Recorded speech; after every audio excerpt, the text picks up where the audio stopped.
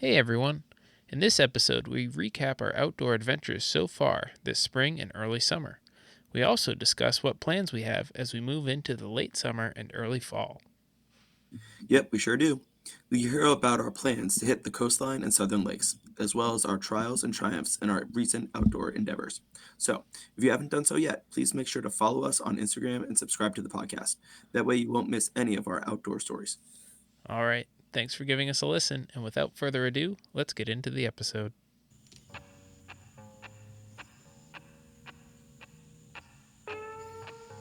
Welcome to the East Coast Hunt, Fish, Hike podcast. I'm Pat Carroll, hunter, fisherman, and general outdoor enthusiast. Join me and my brother Mike as we share tactics, recount stories, and plan our upcoming outdoor adventures. Welcome to the East Coast Hunt, Fish, Hike podcast, your home for stories and tactics in the woods and on the water. I'm Pat Carroll, and I'm joined, as always, by my brother and co-host, Mike. Mike, how's it going? It's going really well. It's going really well. It's been we're kind of right in the midst of some outdoor adventures and activity time. It's right smack dab in the middle of the summer down here in Atlanta, Georgia. So it's hot, it's muggy, and the time is ripe for outdoor sports. We're back from the lake, my family and I, and so we've got some awesome recaps for some of the outdoor sports that we've been getting into. Yeah, for sure. So, yeah, as Mike kind of alluded to there, in this episode, we're going to recap some of the outdoor adventures we've had so far this spring and into this summer. We've had the opportunity to get outside in the spring and even a little bit in the summer, a little bit from the past fall, and just wanted to catch you guys up on how those adventures have been going. But first, always important for us to push that social media. So if you aren't already, follow us on Instagram. That handle is EC_huntfishhike_pod. Please give us a follow and, of course, rate and review. Tell us how we're doing. It's obviously the best way for us to move up the charts, extend our reach to new listeners. And also, the more you guys tell us about how we're doing, it's a good opportunity for you guys to show what you want to hear more of, things we can do better, and ultimately cater to your interests as well. So make sure you guys are doing that. Yeah, for sure. Follow. Make sure that you're following. Make sure that you're subscribing if you haven't done so yet, just to make sure that you get all that content. Yeah, for sure. So I know usually in these podcasts we do a kind of recent outdoor endeavors section, but because this episode is basically going to be doing that for the whole time, we don't need to do that. So we're going to change it up a little bit in that regard and just kind of go over some of the things we've been doing recently. It's been nice and warm up here in the north, and obviously it's been nice and warm down there in Georgia. So certainly had the time to get outside and enjoy the outdoors, which is really what this is all about, isn't it? Yeah, certainly warm. Not sure how nice and warm it's really been, especially the AC in my car went out Oh no. a couple of weeks ago. So being down here in Georgia without AC it's problematic to say the least. But it's been hot, it's been muggy, it's been humid, and we've been kind of getting a little bit of even an unseasonably warm summer. So it's been quite a bit to handle. So definitely warm, nice and warm, not so much. But it's been good to be able to get out, to say the least. Even despite the heat. We've been putting the sunscreen on and getting a chance to get out there and do lots of outdoor activities. For sure. I don't know what an unseasonably warm summer in Georgia looks like. That sounds like it's going to be pretty warm. Upper 90s, hundreds. Yeah, Oh it's man, it, it's bad. It's bad. we've been up in the upper 80s here, and that's pretty hot. So I can't even Yep. imagine down there. All right, so let's get into it. So in the last episode, I was talking about how it was almost Father's Day, and we were planning on maybe doing a hike, and going up to southern Maine, doing a little hike on a small hike up there. Ultimately, we decided to pivot from that. Didn't want to, make the drive up there. Didn't think we had enough time to take the kids up, get everything packed up, and make that hike happen. Mhm. But what we decided to do instead was take the canoe out and on the lake that's nearby. So Hmm. obviously, if any opportunity to get the canoe in the lake is a good one. We actually haven't been out on the canoe for a number of years. We used to go kind of all the time before the kiddos, but once the kiddos have been here, it's the added hassle making sure we have everything in the canoe, making sure everybody's safe. It takes the extra time to get down there, so we just haven't been able to make it happen. But we did this time, which was great. Managed to, made the decision a couple days earlier, so I got the canoe out from under the deck, sprayed it down with a hose, made sure there were no little creepy crawlies living up in there, which they Yeah. inevitably Uh-huh. always are, um, and got it nice and cleaned up. Got it out. I don't have a trailer or anything for it or any sort of wheels, so ultimately, looks like hoisting it up onto the top of the Oh, yes. Explorer, strapping it I'm down, familiar with that. I'm familiar with that. Hmm. and it's not like a light aluminum canoe, which is Yeah, kind of talk good, talk right? with me Yeah. about the canoe, Pat. What's the So length? What's it made of? it's like about a 15-foot like composite canoe. It's got like Okay. three seats, like one in the front, one in the back, one in the middle. The middle one also opens up into like a little compartment there, so you can like store stuff. Yeah. Hmm. But in this situation, basically my wife was in the front, I was in the back. The two kiddos were on the middle seat, and it Yeah. worked pretty good. But it is relatively heavy, right? I mean, probably like 60 to 80 pounds of like Oh, yeah. unwieldy canoe weight, which is Yeah. can sometimes be a challenge to get up there on top of Yeah, the car. you're lucky if that's all it is. With a bigger canoe like that, those things can get hefty. Yeah, for sure. But managed to get it up there, strapped it down, and it's not a far drive to the lake. I mean, we live up on a hill, and then it's like Hmm. half mile downhill, and then you're like literally in the lake. So it's Yeah. really not a far drive. I literally just have to make sure it doesn't fall off while I'm driving down, and then it's pop that canoe off the back of the car and drag it on down to the lake, and then ultimately we kind of pop it off, take the stuff out of the car, fill up the canoe with the life vests and the ultimately fishing gear, right? Because obviously if I'm going to be on the lake, I'm gonna bring a fishing rod with me. Um, and then kind of like drag it on over to like the boat launch area, hop right in with the kiddos, and actually it went pretty smoothly, which is just saying something for anytime you're canoeing with a 6-year-old and a 3-year-old. But we got in there, we started paddling around. It was they were having a good time. Hmm. We decided to get the fishing rods out. So I mean, my oldest has shown an interest in fishing, but not really had any sort of time or experience to be able to do it. But anytime to get a rod in their hand and give them the opportunity to try was like a good thing. So I handed her off a rod. I threw a little like spinner on the end of it. I figured, we'll just like paddle around and then kind of give her an opportunity to play with the Yeah. rod in the water. As long as she doesn't hook herself or her sister or anybody else in the boat, it's gonna be a good day. So that was Yeah. good. So I got her with that set up, and I was kind of paddling around. And my other daughter, we had another little fishing rod. I was like kind of playing around trying to get it to work because it got tangled inevitably. I was trying to fish a tangle out of that, and all of a sudden my older daughter says, "Hey, Dad, my line's stuck. I don't know how to get it out. I don't know how it's stuck. I can't pull it up." I'm like, "All right, well, wait that you keep trying to reel it in. Maybe sometimes it'll break off the weeds, and you'll be able to reel it in. I'm gonna keep working on this and this other fishing rod, and when I get done with that, I'll grab it." And she pulling and pulling. She's like, "Dad, it's really stuck. I don't know what I can do." I was like, "All right, it's fine. You give me one more second. I'll take care of it in a second." And then all of a sudden she goes, "Dad, there's a fish on the line." And I look up because I'm shocked because I'm like, there's no way that she has a fish, but there it was. So it was like a little bluegill on the Yeah. on the end of that line that she had reeled all the way to the boat. So then That is awesome. and then she That is freaked out, awesome. and she was like, "Here, Dad, take the rod, take the rod." So then I grabbed the rod, I took picked it up, held it near her. She wanted absolutely nothing to do with it once that fish was out of the water. But we did Yeah, take a picture with it next to her. She didn't want to touch it or anything like that. yeah, But that was her first fish, so that was exciting.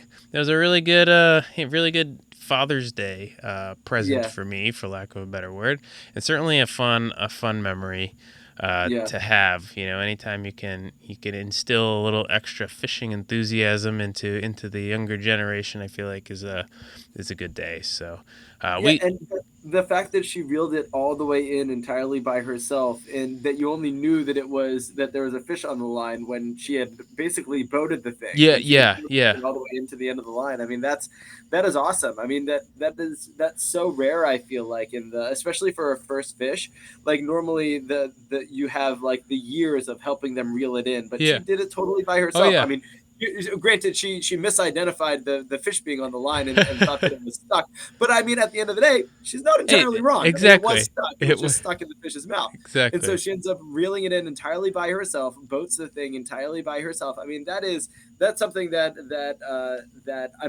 I'm happy any day that I go out and I'm able to get to what your daughter is able to do. Yeah. So I mean, that's just spectacular that she was able to do it all by herself. Yeah, no, absolutely. So yeah, it ended up being probably like a 5 or 6 inch, bluegill, little sunfish up here, which are, they're fun to catch. Anytime you can get your Yeah, fish, it's a good time, and she was super excited about it. So yeah, that was super fun.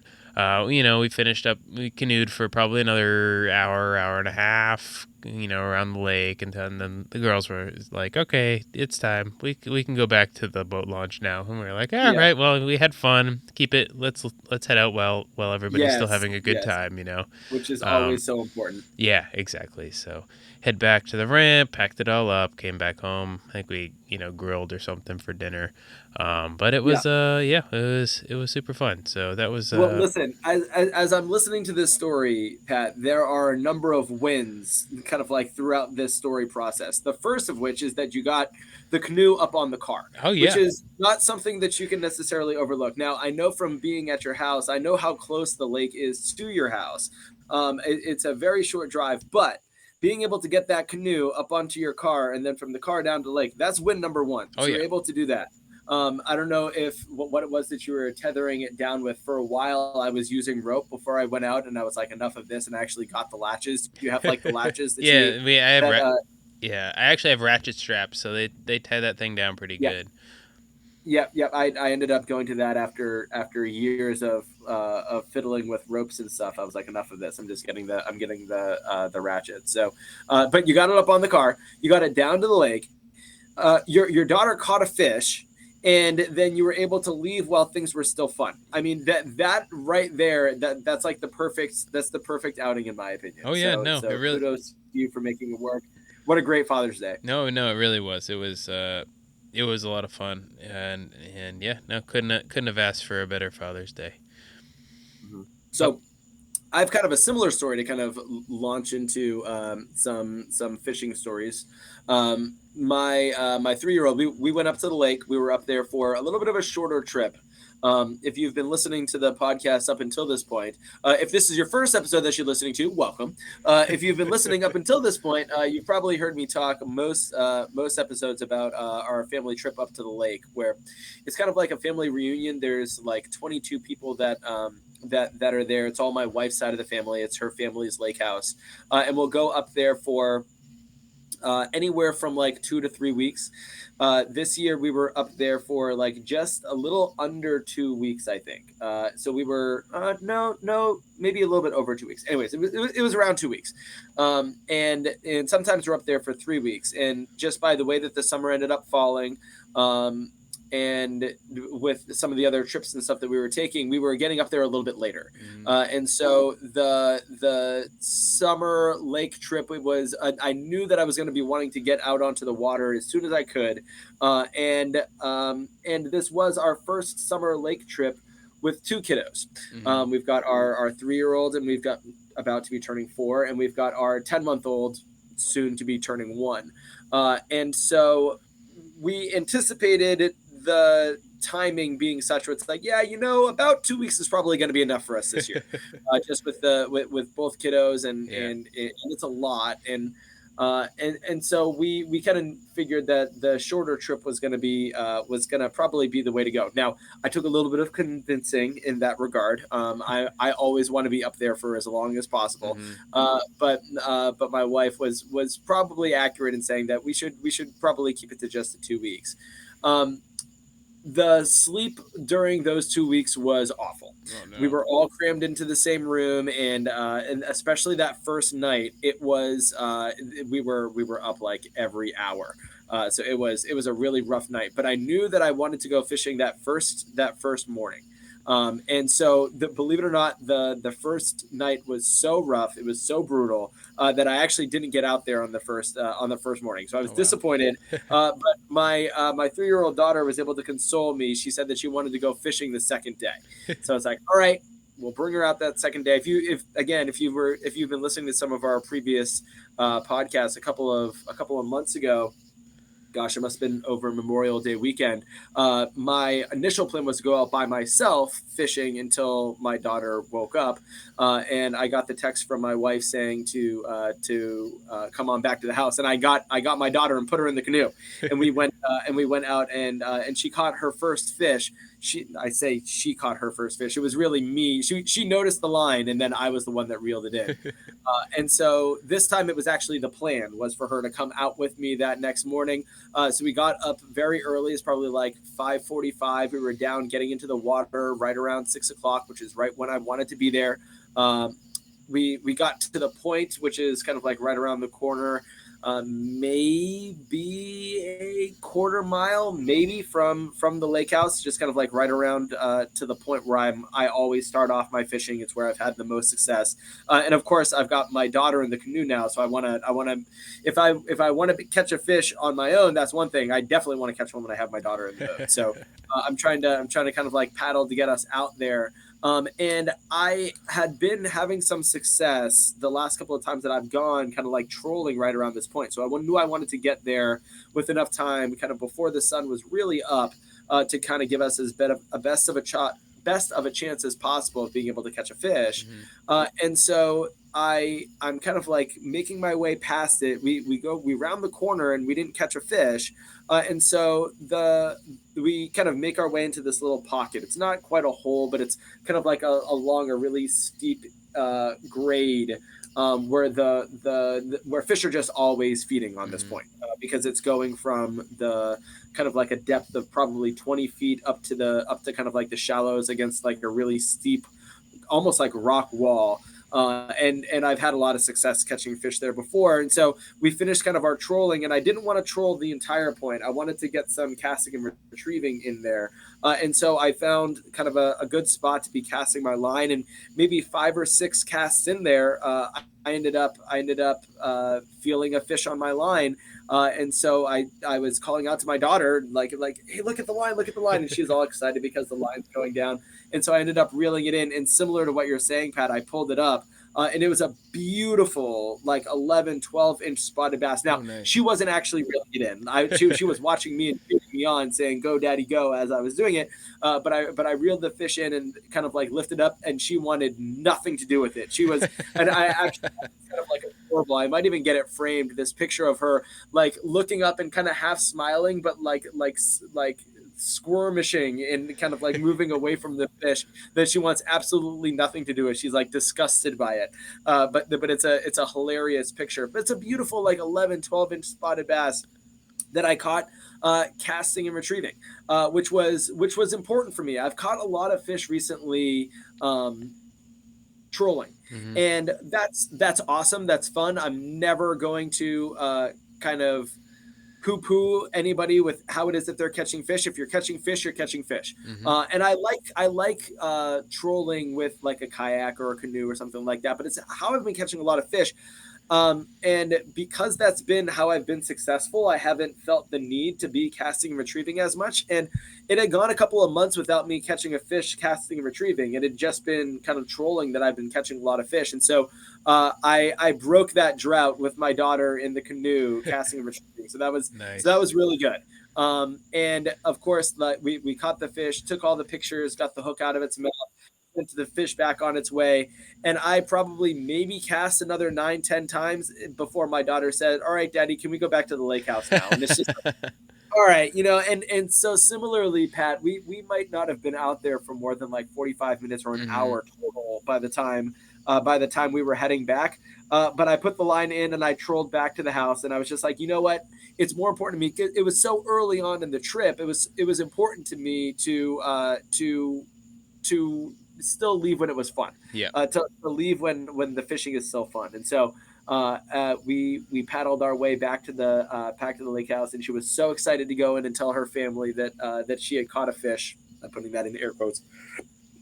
But it was awesome, and it broke that casting and retrieving drought, and she's still excited about going fishing with Daddy. So again, there's a number of wins here that go beyond just being able to boat a fish.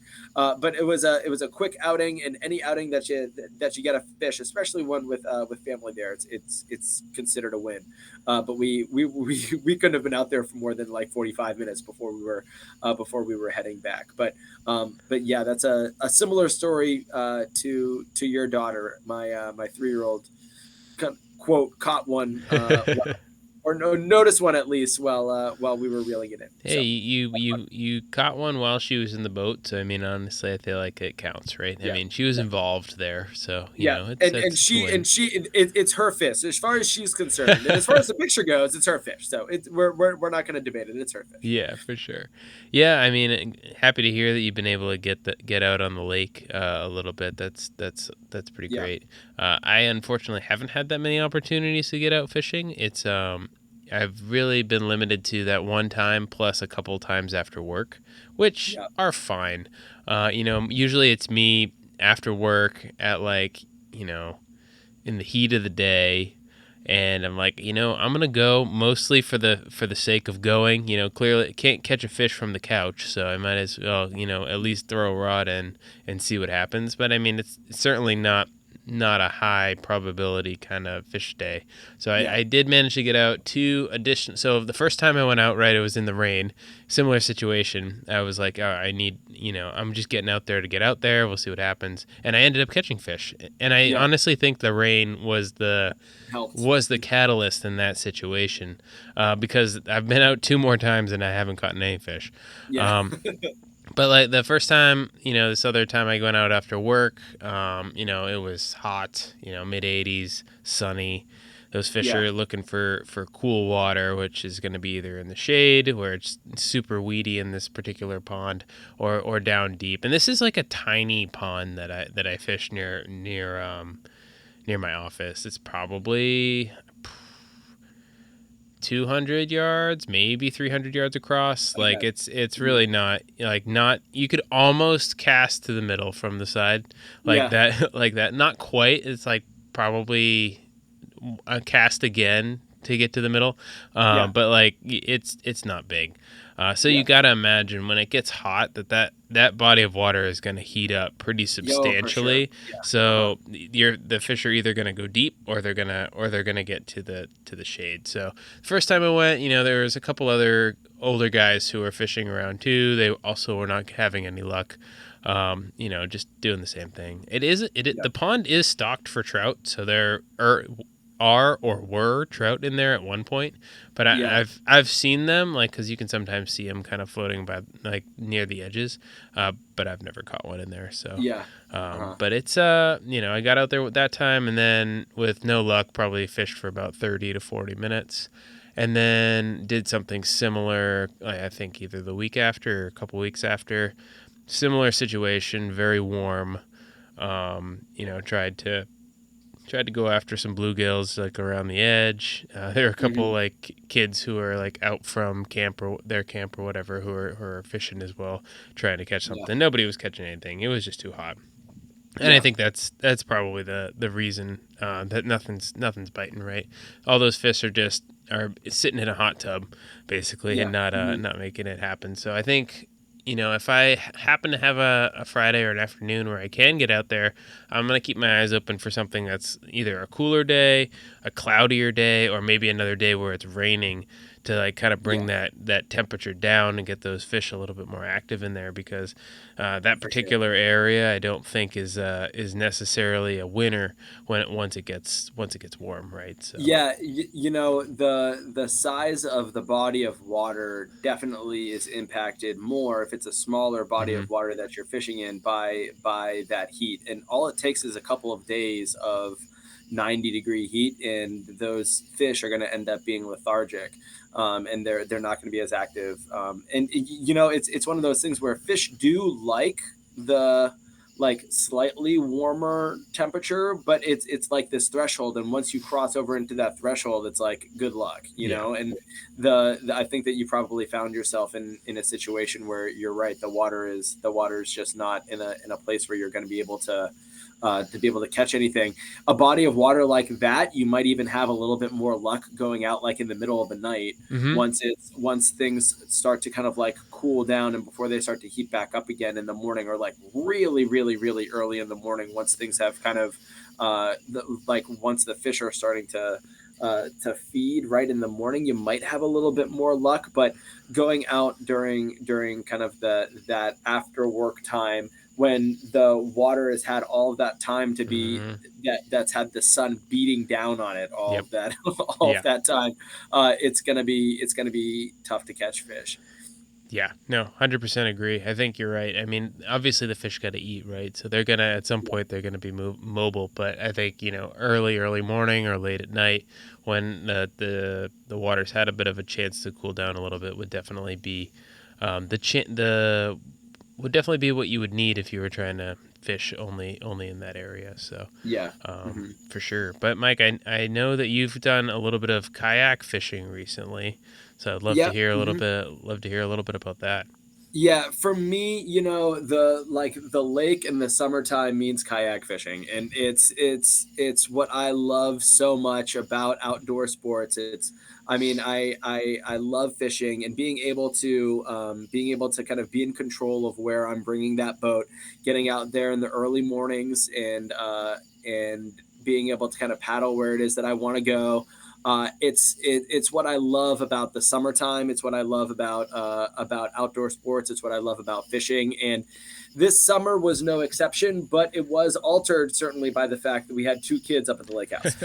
So the number of times that I was able to get out was not as frequent, and that was just due to lack of sleep Hmm. and wanting to make sure that I was helping out with the kids a little bit more in those mornings, especially when my wife and I had some rougher nights, being able to help out back at the house a little bit more than I had needed to in the past. Because when our 3-year-old was getting to the point that she was sleeping a little bit more consistently now, even now at 3-4 years old, she still has nights where it's a little bit rough. And this past summer we had a couple of those as well, all being in the same room, and Hmm.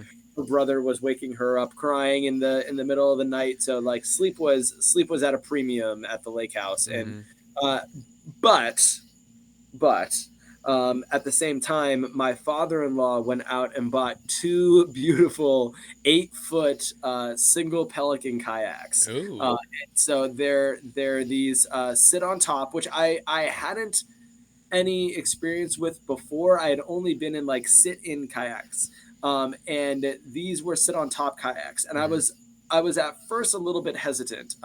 I don't think that all sit on top kayaks are created equal, and I think that these are particularly good ones because these things are beautiful. There's actually a hookup for a sail with them as well. Oh wow. Now that's going to be a tale for another adventure, because I wasn't able to get I was barely able to get it out fishing as much as I wanted to. I definitely wasn't in a position to be able to get that sail up. I would have no idea what it is that I'm doing, but I want to do that. That sounds like an absolute blast. I'll figure that one out as I'm going. There'll be lots of YouTube videos that I'll have to watch in order to get that one going. But these two, they're like 8 foot, and they're sit on top, and I was always a little bit weary. I figured a sit on top kayak, you're gonna be kind of like unbalanced. It's gonna feel like you're gonna be tipping over when you're casting and retrieving. How much control do you really have? Is it gonna feel like you're gonna be wobbling? If you do, like best case scenario, end up hooking a fish and they're a fighter, are you going to end up kind of like toppling off the top of this kayak as you're trying to reel it in? So I have always been really kind of hesitant to Hmm. go down the route of like a sit on top kayak. But my father-in-law bought two of them, and so if they're there, I'm going to give them a try. And so the canoe is what I was bringing the bringing my 4-year-old out in, my almost 4-year-old out in. But these kayaks, I started bringing them out in the mornings, every couple of mornings, if we were able to get enough sleep, that I felt comfortable being able to go out. I'd take out one of these kayaks, Hmm. and they are awesome for fishing. They are spectacular. Now, I know that these kayaks, they are the Pelican's like angler model. Oh, I cool. think that just means that they've got like these little like notches where you can put where you can like rest your fishing pole. But Okay. when you're doing as much trolling in these kayaks as I am, I was able to get my feet into position and have my rod underneath my leg and in like the second notch on this thing, and I could paddle at free will, honestly better than I can when I'm in my like sit in kayak. I've got an 8 foot sit-in kayak that I have to strap on the top of my car. It's just too big to be able Hmm. to fit inside my Escape. But with these sit on top kayaks, they are a little bit smaller. But I feel oftentimes when I'm in the kayak that I'm kind of like paddling up at my armpits Yeah. in order to be able to paddle around my fishing pole, and everything's kind of like getting in the way, and I'm very cumbersome. But I was able to paddle at will with this sit on Huh. top kayak. And so I mean, we're far from a podcast, and hopefully at this point you know this, that's trying to like pitch different gear to you guys, but I will, anybody that's listening that's wondering about sit on top kayaks and whether they're worth it to try and go fishing in, I'd give it a shot. I was pleasantly surprised. But the this angler model was really great, and I was so comfortable being able to paddle. It's very lightweight, so it's very maneuverable. And so the like after that fishing experience, bringing my daughter out a couple of days later, it was a frustrating night of sleep. And so I was planning on going out in the morning. We had barely gotten any sleep, and so I took the kiddos in the morning. We did like pancakes and stuff for Hmm. breakfast, but I really wanted to get out there and get these kayaks out there on the water. And it was a crowded day. It's around the 4th of July, Yeah. 4th of July weekend. Things are like packed up at the lake, and so it was 3:45, and I had a chance. I had like an hour to be able to get out there on the water, and I was like, you know what, screw it. I'm just bringing the kayak out there. I had no expectations of being able to catch fish at Hmm. 3:45. And so as I'm kind of like making my way right out to the point, there are boats all over the place. It is in the midst of these swells. Like it is the lake is so busy, and yet right at that point at 3:45 in the afternoon, not at all an ideal time to catch fish, but I caught two big spotted bass. Oh, One nice. was one of the biggest fish that I've caught at the lake, at Lake Kiwi up in South Carolina.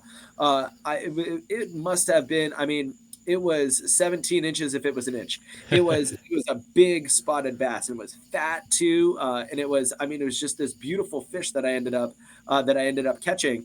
And then I got the hook out of its mouth. I was thrilled by the fact that I caught a fish, and even more thrilled at the fact that I caught it at 3:45 in the afternoon. I had Yeah. no expectations of being able to catch a fish, and yet there I am. I caught a big spotted bass. And then I put the line back in and kind of like paddled back and forth right around that same point of the curve.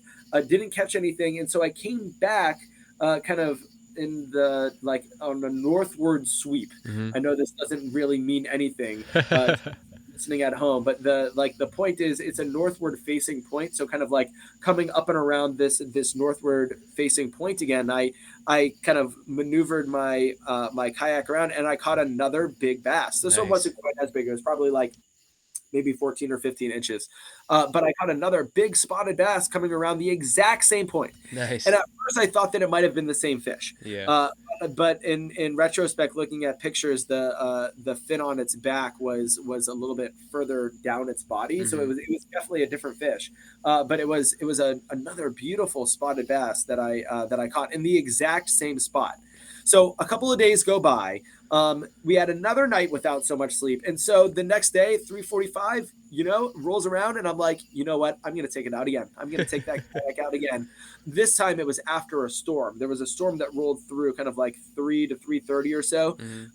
The storm had cleared out by 3:45, and so I went back out there right same time as soon as that storm cleared, and I caught two more bass at the exact same point, trolling around the exact same place in the point in the same direction. Wow. So I was like, I found a new time to fish. I'm like, screw the morning fishing. I'm going out for an hour and I'm catching two fish every time that I'm doing it. I'm just gonna bring my kayak around this exact same point. I'm gonna see how many fish I can catch. So I caught two more fish a couple of days later.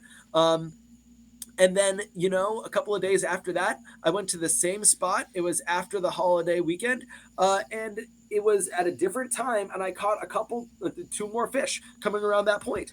So I was.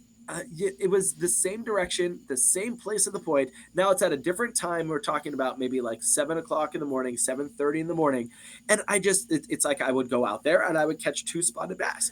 And I'm not sure for listeners at home how familiar you are with the National Lampoon's Vegas Vacation. Pat, I know that you're familiar with him. I can't remember the character's name, but it's like Papa Giorgio or something like that. Yeah. He has like a false name because he's not old enough to be able to gamble. And so this character, he must be like 15, 16 years old with a fake ID, ends up using the dollar slot machines, and he keeps saying like, I put in $1, I won a car. Put in $1, I won a car. Put in $1, I won a car. That's how I felt with these spotted bass. It's like I would round the point and I caught a fish. Around the point and I caught a fish. Around the point. So it was really exciting, and I you know I started this earlier on in the episode saying that like I'm never gonna fault anybody. However you fish and however you're catching fish, do it. If you're having fun doing it, and I was having so much fun trolling, and of course I had caught that fish casting and retrieving with in the canoe with my daughter earlier on a couple of at that point it was probably like a week and a half earlier. So it's like, I'm catching fish trolling, I'm having fun doing it, so I'm just going to keep doing this. The next day after that, earlier, or a couple of days maybe afterwards, I went out in the morning again, 6 a.m., the exact same time that I wanted to. And I ended up getting skunked for one of the first times in the trip. I think that there Hmm. was a time or two earlier on that I didn't catch anything either, but this time it was unfortunate because I got my line caught in a downed tree. Mm. And when it happened, of course, I'm rounding that point. I had so much luck that I was rounding a point, and there is a tree that's kind of like at an angle right at that point. That that place where I'm bringing my kayak has got to be like 15 to 18 feet, and a lot of times I've got my lure that's probably down. I catch a lot of fish at that like 7 to 10, that 7 to 10 foot depth. Hmm. And so what I do is I have kind of like one of my Rapala shad lures that I've talked about on this podcast a number of times, and it's a floating lure, but it has a big fat kind of like mouth on it that forces it down deep. So I find that it really hits that like 10 foot depth really really well. Hmm. If you kind of like continue to be keeping your kayak or your canoe moving, you can kind of keep it right with that really big fat nose. You can keep it right at that like 10 foot depth, and you can really catch a lot of fish. But as I was rounding this same point where I've caught so many fish, it's kind of gosh, it's a double-edged sword having downed trees, because there are a lot of fish that'll kind of lurk and keep themselves protected Hmm. while they're in those down trees. But if you get too close, you end up getting yourself hooked. And Yeah. I've hooked this tree more than any other tree. There's probably at like there must be 7 or 8 of my lures that are right at like 10 feet down on this tree. But I ended up coming around, and of course I can see it. It's close enough for me to be able to see as I'm kind of like yanking on the line, and I'm trying on in my kayak to get it unhooked from the tree. And I ended up breaking it off of the line as I was trying to Hmm. get it off. And so from that point on, I put another lure on the line, and But from that point on, I didn't catch another fish for the rest of the trip. Now there Huh. was only probably another 2 or 3 times that I ended up going out, Yeah. but I wasn't able to catch another fish. For my drag was off. The depth of the lure wasn't quite exact. The size of the lure wasn't exactly the way that it was before. And so I went from catching 2 fish every time I went out at this exact same point to not catching anything for like the next 2 or 3 times that it is that I went out. And Wow. it just shows you how finicky these things can be. Yeah. And you can be fishing all day at 10 feet. And if your fish are at 15 feet, you're not going to catch a fish, Yeah. and it's just, it's so razor thin sometimes, that margin. Hmm. But I didn't end up catching a fish, and my drag just felt off because I had tightened it up in order to try and yank it out of the tree, and I must have gotten like some debris or something in on my drag, because now I'm trying to like reel it out and give it a little bit more give as I'm kind of rounding and Hmm. trying to get a sense of what's going on at the end of my line that's of course underwater. And I'm not able to pull on the line. Things are just feeling wrong, and so I didn't end up catching another fish for the rest of the trip. Now I will say that one thing that I'm starting to take a little bit more into consideration now is the direction of the current, Hmm. which is something that I haven't really been taking into consideration in my planning and in my plotting, but it's something that I think that I might want to, Hmm. because I started to realize that in catching these fish that I was, it's not only the fact that I was rounding that same point, though of course that has a lot to do with it. Right, the fish are either there or they're not, Right. and they like this spot. Historically, they like this spot.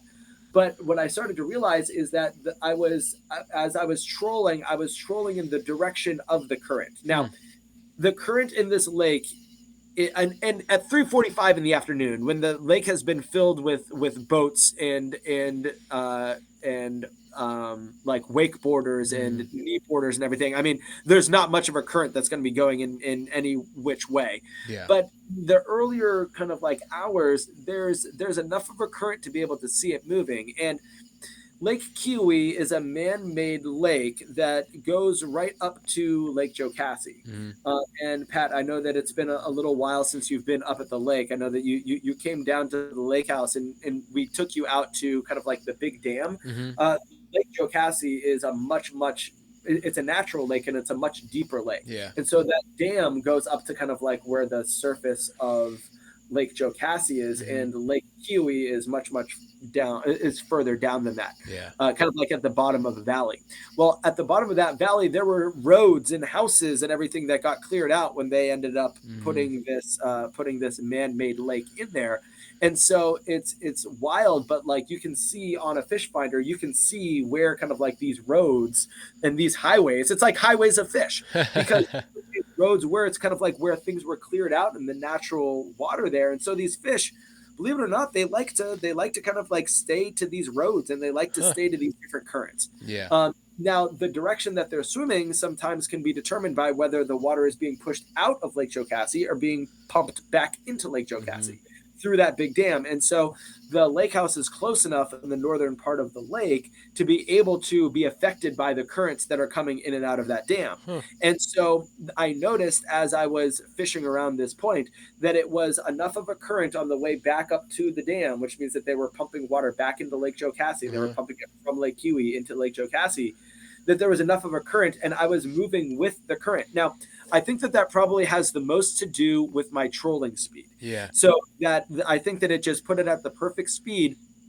to have this my lure be in kind of like moving almost with the fish. I don't know Hmm. whether these fish were feeding against the current or with the current, but I think the speed of my lure being with the current was such around that point. Kayaking at that particular speed was enough for me to be able to catch the fish that I was catching. Yeah. And so I it does two things for me. One, it makes me want to take into consideration the direction of the current as I'm fishing. Two, it also tells me that the all of the fish that I caught on this trip was when I was kind of like approaching an area. And that could have meant that I kind of like went around the point and then pulled myself back, either casting and retrieving, but then I'm reapproaching an area. Mm-hmm. And so that reapproaching of an area, whether it's to reapproach an area or to approach an area for the first time as I'm casting and retrieving, or to kind of like bring my kayak in a wide swoop in order to be able to reapproach an area to make like a very distinguished and deliberate Mm. paths as I'm going through with the kayak, reapproaching areas versus kind of like speckling it with casting and retrieving for 45 minutes. I had more luck reapproaching areas versus kind of trying to speckle it with casting and retrieving. So those were just kind of two of my successes. The two things that I'm trying to kind of incorporate a little bit more into my successes of fishing is trying to take the current into consideration, as well as kind of like reapproaching areas, because that's where I found a little bit of luck this summer. Yeah, for sure. And I think another thing when you're talking about like currents like that, I'm curious, like, obviously if you're fishing a lure that's swimming, right? So it's gonna pick that fin in the front's gonna pick up and cause it to dive, right? But if you're swimming it into the current, I Yeah, imagine that it's gonna cause it to dive deeper. I would Versus where imagine. Yeah. if the current is at your lure's back, it's not gonna dive quite as deep, right? Even with the same speed, because that water is moving in the same direction, right? Yeah. So I'm sure it has, it's a combination of speed, the approach, but also Yeah. like the depth that your lure ultimately ends up being, because that current is at the back of it versus in the front, and like Right. how that impacts it. So, which, I mean, it's just cool, right? I mean, Yeah. Yeah. These um, are all the things that you can take into consideration. yeah, exactly. Do you have any other thoughts on why the fish were there? I mean, do you think that, this is just like a spot where they're always hanging out because of X, Y, or Z, or do you think it was like, there's tons of fish in this lake, and you just, because of the currents and how you were approaching it, that your lure just happened to be in the right spot at that time? Well, I mean, all good questions. It is my favorite spot on the planet to fish for a reason. Yeah. And a proximity to the lake house is, I mean, it's unarguably one of the biggest reasons. But Mm-hmm. it is at a really steep incline. The fish love to feed there. Um, the I think that the depth, I do think that there's something to what you're saying of paddling with the current, keeping my lure from diving down a little bit deeper. And I think that Mm-hmm. going with the current, it was probably a little bit higher than it otherwise would have been. Yeah. And these fish were feeding for sure, and so they were making their way up towards the surface in order to be able to feed. And I think that as a result of that, that's where it is that they were striking. And so I think that perhaps there's a chance that in that that they were up there. Obviously, they were up there feeding, but otherwise, if the current was going in a different direction, there's a chance that my lure might have been too deep. Mm-hmm. And so I think that it was kind of just this perfect storm of getting the right lure, which I know that this is the right lure, at the right place, which I know that this is the right place, Yep. kind of with at the right depth, Mm-hmm. which is not always necessarily the like a given thing. Yeah. Um, but I think for some reason they were feeding at that 3:45 time period. That's the thing that has me like flabbergasted about this trip is how in the hell was I catching fish at 3:45 in the afternoon? Yeah. And I keep coming back to, I mean, one of them I was paddling in swells. I mean, these Yeah. waves were up higher than the kayak itself, and Mm-hmm. it's like up in my eyebrow, and I'm casting into waves, and I'm catching, or I guess I'm trolling through these waves, and I'm catching fish. Yeah. And so the day after, coming in the wake of that storm, I think that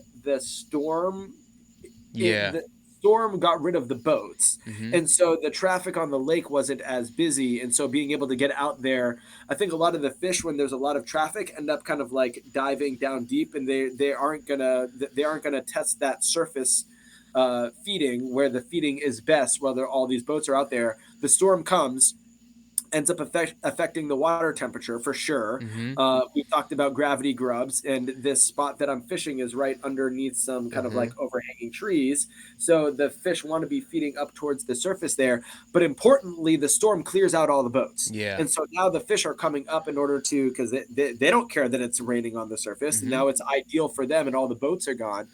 So I think in the aftermath of those of that storm, which happened a couple of times when I had some success. I got out there after a couple of storms, Yeah. and I was able to catch some fish.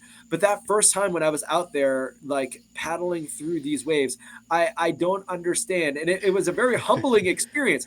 When after I caught the first fish, I was like, this is great. After I caught the second, it was like, this is too good to be true. The third, as if I were to catch a third, I was thinking to myself, like it would almost be bittersweet because like yes, it would be a third fish caught at 3:45 in the afternoon, but it would also like cause me to rethink everything that I thought that I knew about fishing. The fact that that I'm catching all of these fish at this time, it's like it's Yeah. such a not opportune time, and yet I was out there catching a whole bunch of fish. And so I mean it was definitely humbling in that sense to be like I thought I had some sense of where and when and why I was catching fish, and apparently I don't. Apparently I've got no idea. Uh, but uh, but but yeah, it was fun. And at the end of the day, no, Pat, I don't know why it is that they were there at that time. But maybe after the storm, I do think that there was Yeah. the kind of a common thread there. That definitely makes sense. And sometimes it's better to be lucky than good, right? I Yeah. mean, sometimes the fish are just there. You happen to be in the right place at the right time, and things go your way. So this, Yeah, it felt like a summer of that. It felt like a summer of more lucky than good. But I'll take it. And my whole goal, now that I'm kind of like getting to the end of the fishing aspect here of my kind of like summer updates here, mm, my whole goal was to leave the lake house. It was just my birthday, believe it or not. Yesterday actually mm-hmm, was my birthday, and it was my whole goal to leave the lake house having fished enough to not want to go fishing on my birthday, and having golfed enough. I say golfed enough. I go golfing once a year, and it's yeah, during it's during this lake trip, and having golfed enough to not want to go to the driving range and go golfing on my birthday. there you And go. if I was able to meet both of those criteria, it was going to be successful. And I went neither fishing nor golfing yesterday, and it was because I got in the fishing and golfing that I needed to up at the lake. So it was a success in that regard too. I didn't quite get out as much as I wanted to. Mm-hmm, That was kind of to be expected once sleep ended up going the direction that it did. mm-hmm. The way of the dodo bird, for lack of a better phrase. But it was a lot of fun. It was a lot of fun when I was able to get out there, and it made me appreciate the times that I was able to get out there. For sure. And I really I had a lot of fun getting out there when I was able to. So Nice. That's great. That's a week or a couple of weeks being able to just be near the lake and have the opportunity to get out there is yeah. always a good Hmm. thing. But now I'm going to get into something that is totally new for me. Yeah. A few months back, I purchased a pistol. So, I'm not a big firearm guy. At least I haven't been, recently. I Hmm. mostly do bow hunting, right? Not to say that I'm against firearms, but definitely more of a bow hunter recently. And I've done gun hunting in Pennsylvania. But I decided, you know, how can I increase the opportunities that I have either bow hunting or with different firearms and such. So I decided to get a pistol mostly because for bear defense. So Uh-huh. Pennsylvania and New Hampshire, right? Obviously they have a lot of bears. Now I've never Hmm. had a run-in with a bear. I don't expect to have a run-in with a bear. But something about having a firearm on you if you're Yeah. bow hunting in an area that has bears makes me feel a little bit more comfortable, right? Yeah. So Hmm. that was the rationale. The other rationale is because Massachusetts has some of the tougher gun laws in the country, Hmm. which is fine. I mean, I don't necessarily have an issue with that. However, it does mean that if you want to own something like a rifle or a shotgun, you have to take the course, which is fine, no issue. But there isn't really anywhere to shoot it.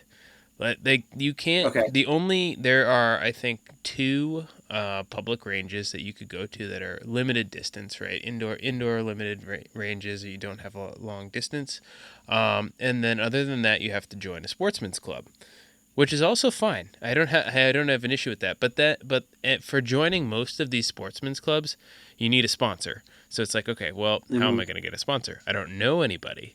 So this Right. becomes a challenge. If I want to, let's say I want to go muzzleloader hunting, right, in Massachusetts, it's like, okay, cool. I can buy a muzzleloader. You actually don't even need to take any sort of courses in order to do that. But you have nowhere to shoot. Like, you can't sight it in. You can't shoot it anywhere other than in the woods while you're hunting. But you can't take it hunting because you haven't sighted it in. And you don't know how accurate it is. So What a it's catch this. 22. Yeah, Yeah. exactly, right. So this is where, well, part of the reason why I kind of started this endeavor. If I you Hmm. know if I got a pistol, maybe I could, make my way into one of these sportsmen's clubs, then move on from there to, say, a muzzleloader or a shotgun, to then potentially utilize that hunting in Massachusetts, New Hampshire, some of the areas around here, increase Yeah. my odds from, the bow season, increase my effective distance, be able to, Yeah. hunt out to like 100 or 200 yards versus like the 20 yards that you get when you're bow hunting. Right. Just a Hmm. little bit different, right? I mean, I love bow hunting. I think being able to get into that tighter distance with the deer is super fun and super challenging. But at the same time, when you hunt, for 2 seasons and see two deer, neither of which within bow range, you start to Yeah. think to yourself, well, maybe there's a way that I could have a little bit more success, Hmm. in this whole hunting thing. So that was part of the logic there. Yeah. Um, I think with firearms, you always have to do your due diligence, right? I mean, there obviously can be dangerous. So for me, my handgun is locked up. It's disassembled, so I take the barrel off. Yeah. It's in a safe. It's then in a locked box with an additional lock on it.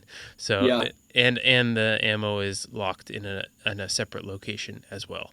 So I mean, Yeah. there's really, you'd have to go through, I think, 4 different combination locks in 2 different Yeah. locations and know how to put a gun together in order to in Yeah. order to Yeah. have any sort of challenges in No, in but that you're regard. talking about due diligence, and I think that that's so important.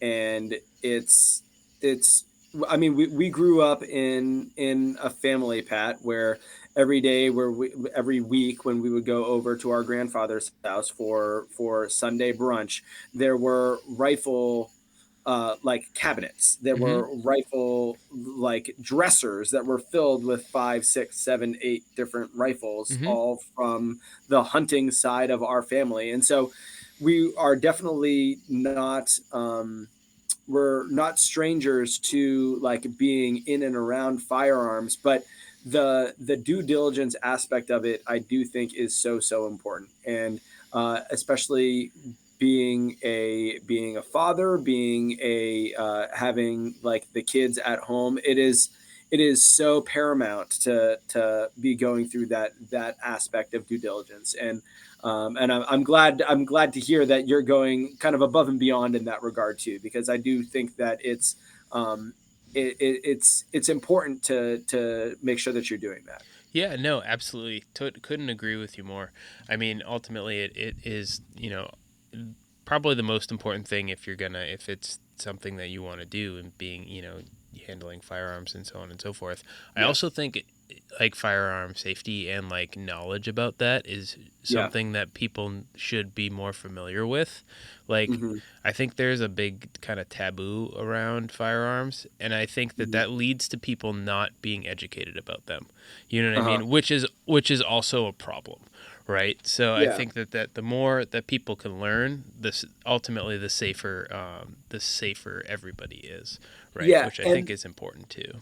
I think that gosh, and we are the farthest thing from a political podcast, but I do think that firearms becomes kind of a political issue, and as a result of that, there are, as is the case with a lot of polarizing political issues, I do think that you're right. I think that there are people that kind of just like put up that wall, and more so than it being taboo, it just kind of like becomes a like that wall goes up, and they're not willing to kind of like educate themselves or put themselves in a position to be able to even hear out what the kind of like what the safety matters are that are involved in what is a very very dangerous Mm-hmm. but also kind of like important aspect of a of the kind of political issue. Mm-hmm. um, and so it's definitely it's a double-edged sword, and it's tricky. Mm-hmm. But I agree. The At the end of the day, I think that education and safety around firearms is super important. And so, kind of as you're saying, if you are going to be somebody that's going to have firearms in the house, then you absolutely must be going through the precautionary steps that you, Pat, are taking. Yes, So, 100%. kudos to you for doing that. I will say also that it's interesting that you're saying that this was kind of that the catalyst for this was wanting to protect yourself with bears being in New Hampshire and Pennsylvania. There are also bears in South Carolina. There was a bear that came up and ate hummus out of the trash of the lake house from like a trash bag that was in our driveway. Oh, wow. So bears are all over the place in South Carolina. So Yeah. this is the East Coast hunt, fish and hike podcast, and I can definitively say that on the southern side of the East Coast, there are bears as well.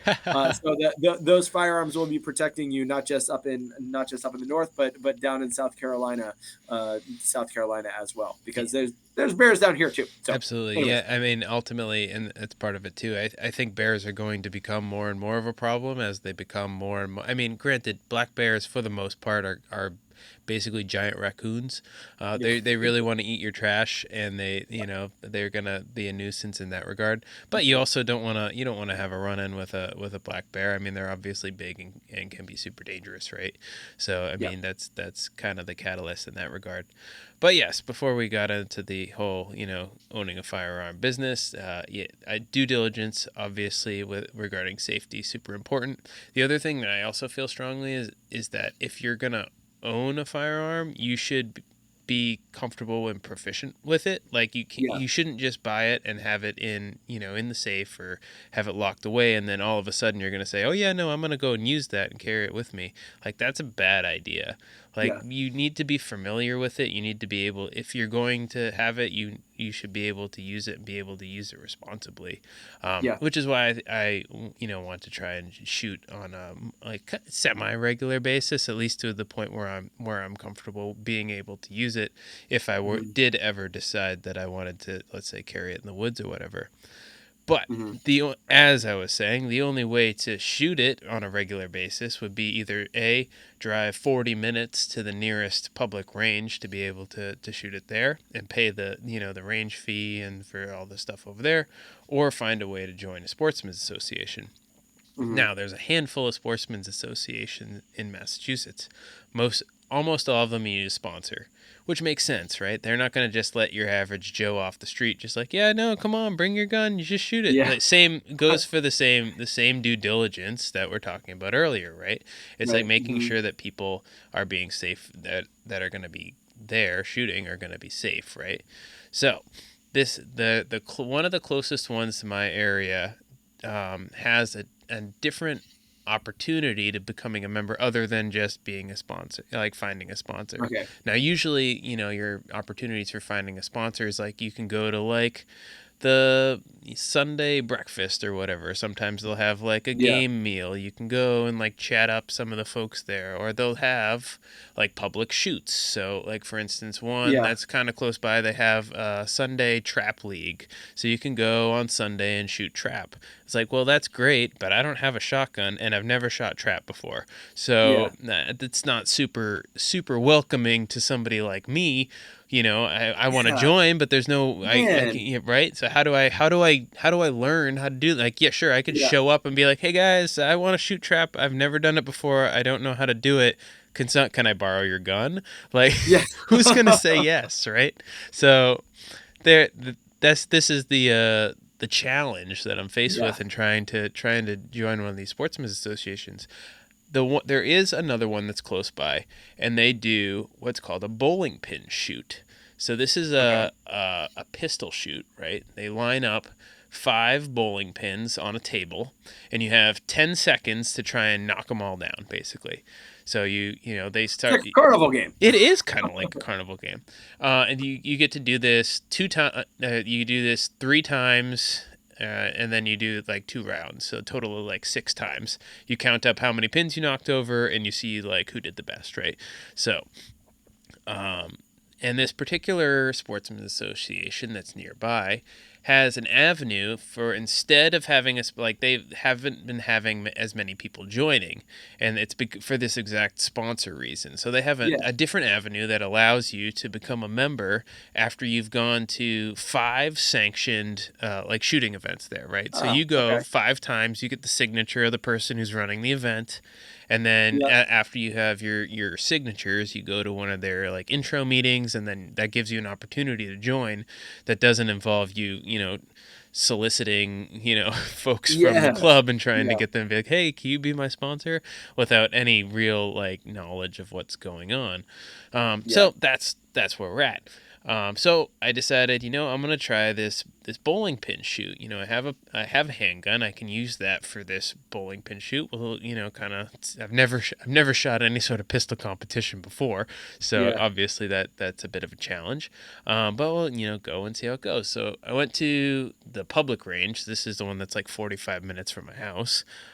Shot a couple times just to make sure just to make sure I knew how to shoot a pistol. I mean, I've shot guns before, but pistols are a little bit different. It's obviously a Yeah. little bit more challenging.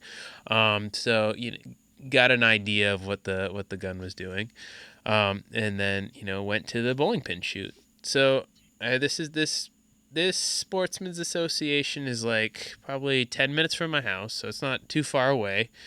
And it's like it's kind of like a cafeteria style like area, and then there's like an indoor range where they set up like the bowling pin shoot. So I roll up and like walk inside, and I would have been so nervous at this oh point. yeah, 100%. I Just mean, I didn't know. rolling in with like your.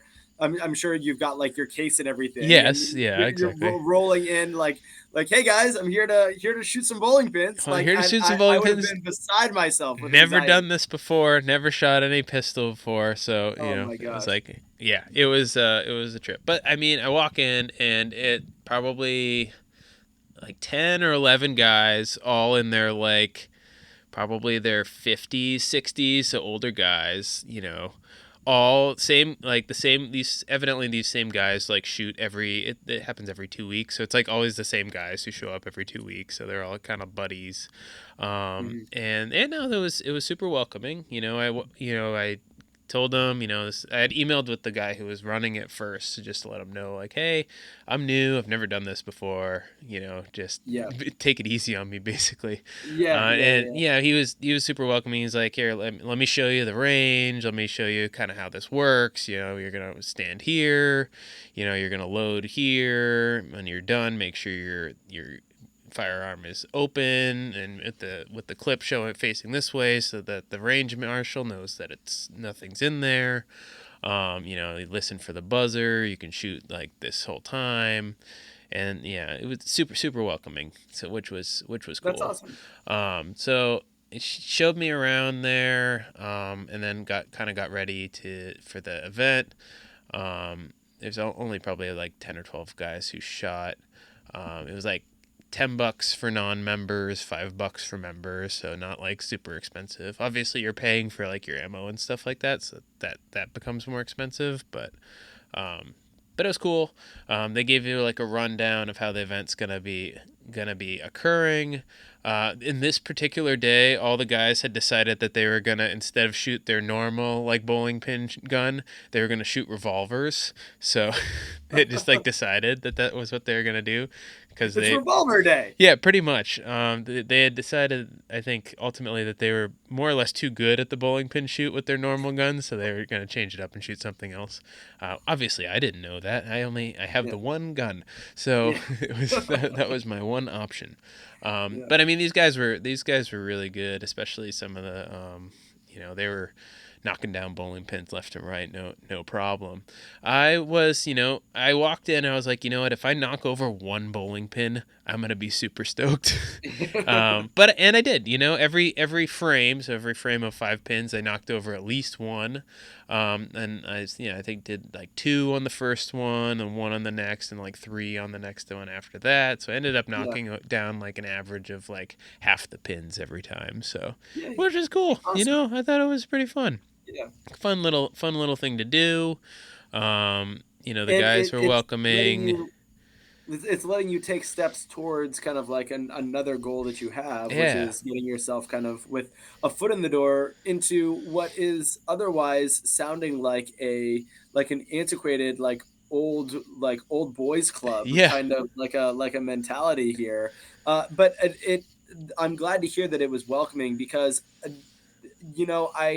I do think that it's a balance of trying to make sure that everybody that's being brought into these associations and being brought into kind of like the fold, if you will, of these like shooting ranges and into these communities to make sure that it's kind of like vetted, I guess, Mm-hmm. and people want to make sure that they're doing that aspect of this responsibly, but also like if you make it too difficult, I mean, you had to go out, you had to like find this, you had to contact the person, send emails back and forth, like get yourself out there. You took it upon yourself to kind of like put yourself in what is probably an awkward enough situation that I wouldn't have gotten myself out of the car of trying to like go through the actual process of kind of like introducing yourself. And I mean, the all of the kind of the steps are stacked up against you. So I'm sure that for those that are willing to do it, to like have events like this to kind of let people take it upon themselves, it lets people like you who are jazzed up about this and that do want to do this, it gives them a foot in the door to kind of be a part of this community, and I think that that's important too. Yeah. So the fact that this is something that is available to you, I think, is in one sense both kind of like a product of its own device, Mm-hmm. and what I mean by that is I think that that it's kind of like built perfectly for you, Pat, and I think that it's one of these things that of course they're going to be welcoming because they have somebody else that is passionate about this enough to Mm-hmm. to go through all the steps of this process. So welcome on in, and Yeah. and so it's I can kind of see both sides of it, Mm-hmm. but I'm glad that you were kind of like that you felt welcomed enough at least to go back again, which Oh it certainly yeah, seems like for you did. sure. Like they were so between rounds, right? Because only three people would shoot at a time. They would, like, the guys who weren't shooting would be discussing how they wanted to do the next round, like what gun they wanted to use. Like, it's like, oh, next time we should do this instead. Like they were talking about maybe doing some sort of like 22 shoot where they use only the tops of the pins but move them all the way to the back of the range. And then the fellows are like, hey, do you have a 22? Do you want to, like, could you do that? And I'm like, no, this is like the only gun I have. And they're like, that's okay. If you come, you can use my gun. It's not a problem. Yeah. Like, so they were super nice, super welcoming. So it Yeah. was certainly a fun thing. So I got my one signature. Still got to work my way through a few more before I can be initiated. But which Yeah. ultimately is going to be a bit of a challenge because I think they do these shoots every other week, so like twice a month.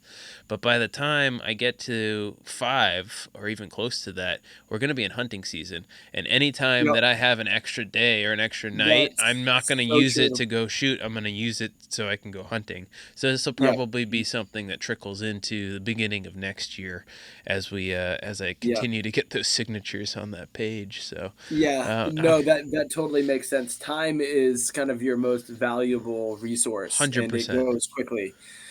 So anytime that you otherwise would, you got to be getting out there into the woods. I feel that for sure. Yeah, absolutely. Now, Mike, I did hear earlier on this podcast you were talking about golf. Yes. Now, I've done my golf experience varies. So a handful of times, we were big into big. I say big in major quotation marks in high school. We golfed a handful of times and enjoyed it. Mm, The last few years, I've been golfing a decent amount at work. I think last year I didn't get out very many times, probably only 3 or 4 times. The year before that, I probably golfed phew, 10 to 12 different times. I mean, yeah. I really managed to get out there a lot that year. This year I've hit the driving range twice and I have not golfed a single 9 holes. So, it's Yeah. really kind of been variable for me as far as being able to get out there. But I'm really curious to hear about your golfing and how that went. Yeah, for me, I live like maybe 8 minutes from a driving range, and so I if I have like a day off of work or if I put in a personal day, I know I've said this on the podcast before. Like I like to go out fishing while the fishing is good, and Hmm. then come back through. Hopefully, after having caught some fish, and hit the driving range, kind of like in the mid part of the day, and so I do like going to the driving range, and um, but the only time that I really go golfing that I can count on going golfing is once a year, during this trip up at the lake house. We have kind of like a trip annually. It's kind of more or less penciled in, that the in-laws kind of like we go and have a golf outing. Well, we are a outdoor sports, mostly hunting and fishing podcast. We are not a golf podcast, and I think that's for a reason. I am not very good at golf, but I've been improving my swing kind of over the course of the year since my last trip to the lake house when we went on our in-law trip to one of the courses that's up there by the lake house, and I've been looking forward to it, and I've been going to the driving range, and I probably went to the driving range 5 6 times over the course of the year, kind of like trying to work on mostly my tee shots. My iron shots have always been okay. I've been Hmm. like a decent enough putter, but like my tee shots, I'm just always just yanking everything down the third baseline. So Hmm. I wanted to kind of like go to the driving range with enough to kind of like improve my swing and improve my game so that I would have my things to think of when I was stepping up to the tee, and I would have kind of like my process. I'm a very systematic thinker, so I wanted to make sure that I had like my things to think of, making Hmm. sure that that my body, my feet were in the right spot, and all the things that golfers tell themselves. Well, timing was a little bit different this year, and so the long and the short of it, the I ended up telling my father-in-law that it ended up coming down to a decision between going on the guided fishing trip, which I've talked about on this podcast before, or going on the golfing trip. Hmm. And the timing was such that I it kind of wasn't going to be able to be both of them. I Hmm. kind of needed to pick one or the other. And so I ended up saying to my father-in-law that this year, because of the success that I had had in the kayak, and ultimately, I like being in control of the kayak when I'm fishing. I Yeah. like being able to cast and retrieve where I want to go, being able to get out there when I want to be able to get out Hmm. there. And so I had had enough success that I was like, I want to go golfing this year. And so I said that to my father-in-law, and he was shocked. Like you could hear the expression of like hearing a pin drop. I mean, it's kind of the opposite of that. Like all of my family members that know how much I love fishing and how Hmm. bad I am at golf were like, "You want to what? You're giving up like a guided fishing trip in order to go golfing?" I was like, "Yeah, I want to go golfing. I've been working on my swing. Like I want to go golfing." Well, turns out I did not golf well. I went on this trip. It was with a slightly different kind of personnel. My in-laws had already my two brother-in-laws had already kind of made their way back home at this later point in the trip. They had gone earlier on when before we had gotten there really, and so I was fishing with my father-in-law who I've or not fishing. I was golfing with my father-in-law, his brother, and then my nephew was kind Hmm. of like that and me that made the four. Um, did not golf well. At the end of the day, I probably would have had more fun if I had stuck to fishing, but I'm glad that I golfed instead because I do love the fact that golf is a sport that, despite the fact that I'm bad, and I'm very bad at golf, but despite the fact that I'm bad at golf, it's one of those sports that it gets you outside. It's an outdoor sport.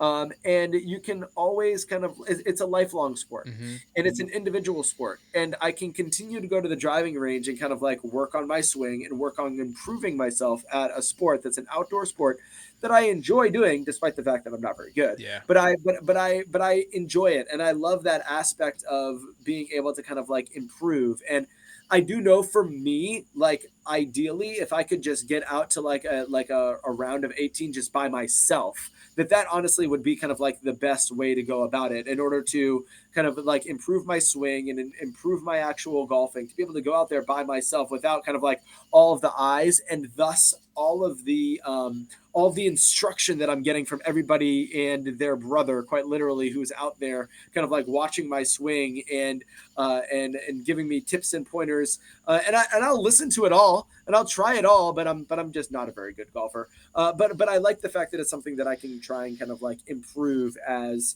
the kind of like as the years go on, and so when it comes to golf, I'm not very good, but I do enjoy it very much. Great. Well, Mike, I mean, I think we did a great job outlining some of these outdoor activities here. I think, between your golf, my, shooting, and some of these fishing endeavors, I really think we really covered a lot of the things we've been up to lately. Yeah. Any last words before we call this one? No, no, it's been a good summer. You got to kind of get out there when you can is what I've taken away from it. We I was able to kind of make the most of the little short time that I had when I was able to get out there fishing, but I had a blast. So if there's any kind of like word of advice that those of you that are listening at home are willing to hear, it's make the most of that time when you are able to get out there, because you can't always count on being able to get like even 5 hours of sleep when you're when you're going to be getting out there and possibly fishing on any given day. So just make the most of the times that it is that you can, and try and enjoy it when you can, and make the most of it and appreciate it when you can, because this summer was kind of a humbling experience with that. But even in the midst of it, I still had a blast. So get on out there and have some fun. Yeah, for sure. Definitely agree with that. Got to get outside when you can. I think we're doing what we can in that regard, as far as with the weather and making sure we do what we can with the time we have. Um, Other than that, let us know how we're doing. Give us a comment. Tell us what you want what you want to hear. We'd love to hear those comments. Love to get that feedback from you guys. But that's gonna do it for this one. So until next time, get outside, have some fun out there.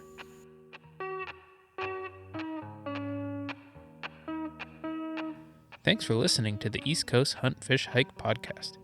If you have questions, comments, or have an idea for an episode, feel free to follow us and reach out over social media. Don't forget to rate, review, or tell your friends about the podcast. And until you hear from us again, get outside. Have some fun out there.